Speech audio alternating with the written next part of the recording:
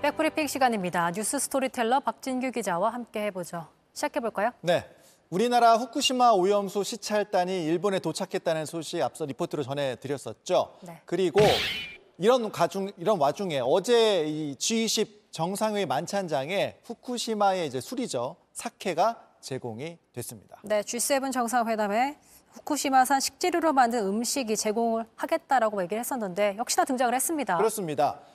보시는 것처럼 일본 외무성이 이제 어제 만찬장의 음식들을 이제 공개를 했는데요. 보시면 이제 밑에 주름 목록이 있는데 일본 술 히로토가와 이렇게 써 있고요. 후쿠시마 현에 있는 사케 회사가 만들었다고 돼 있습니다. 온라인에서 좀 찾아보니까요, 이런 제품이었고 100% 후쿠시마 쌀로 만든다고 쓰여져 있습니다. 자, 술 말고도 다른 음식들은 어땠습니까? 네, 후식과 차에도 동일본 대지진 피해 지역에서 만든 음식들이 포함이 됐습니다. 후식으로는 이와테현산 유제품 치즈케이크, 미야기현산 딸기 젤라토가 올라왔고요. 또 미야기현 홍차도 제공이 됐습니다. 글쎄요, 여러 가지 논란 속에서 아무튼 일본에서 치르는 국제 행사 때마다 이렇게 후쿠시마 음식을 내놓고 있습니다. 네, 계속 꾸준히 내놓고 있는 거죠. 만찬뿐만 아니라 G7 정상회의 이제 미디어 센터에도 이렇게 보시는 것처럼 후쿠시마 음식을 이제 홍보하는 시설을 설치해서 운영을 했고요. 그리고 2년 전에 도쿄 올림픽 때 선수촌에 후쿠시마산 식재료로 만든 음식들을 제공했던 것도 기억나실 겁니다. 그래서 우리나라나 미국 등 일부 나라들은 아예 따로 음식을 공수하기도 했었고요. 이렇게 전 세계의 시선이 쏠리는 기회 때마다 후쿠시마산 식재료, 음식은 안전하다, 이렇게 광고를 하고 있습니다. 네, 이렇게 광고하고 홍보도 많이 하고 있는데 그렇다고 해서 이게 안전한지도 증명이 좀 된 건지 궁금해져요. 안전은 이제 과학, 그리고 이제 신뢰의 영역이잖아요. 홍보가 아니라 국제적인 검증에 임하는 일본 정부의 자세가 더욱 중요해 보입니다.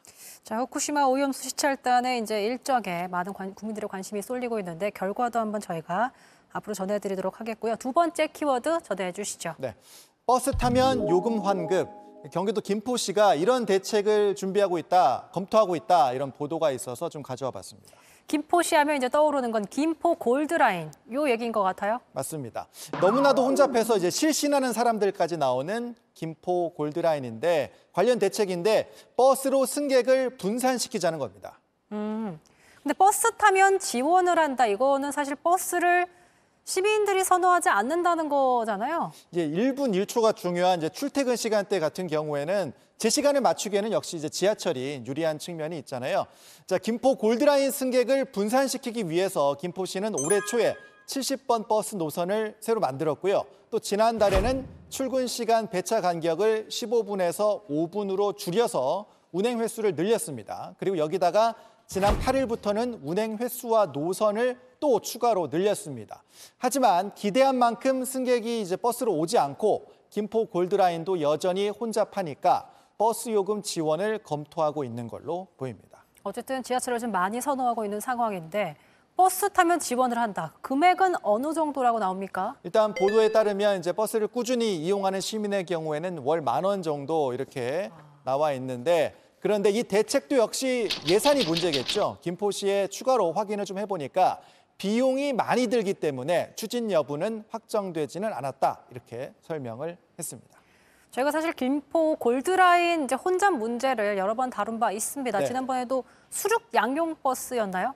본질적인 그렇죠. 해결이 좀 필요하다 이런 얘기했던 것 같은데요. 그렇죠. 보시는 것처럼 수륙 양형 버스 있었죠. 김포시와 서울시가 이제 대책으로 검토를 했다가 철회를 했었고요.